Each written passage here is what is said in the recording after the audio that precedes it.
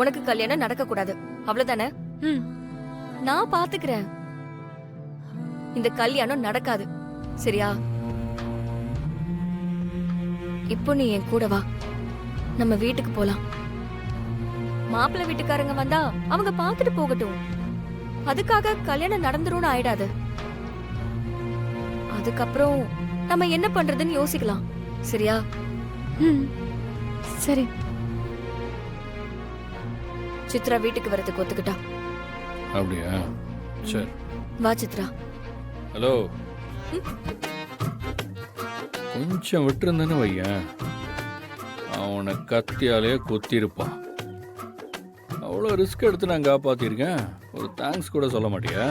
அதே மாதிரி கொஞ்ச நேரத்துக்கு முன்னாடி நானும் ரிஸ்க் எடுத்து உன் கைய பிடிச்சி இழுக்காம இருந்திருந்தா லாரில அடிபட்டு என்ன ஆயிருப்பனே தெரியாது.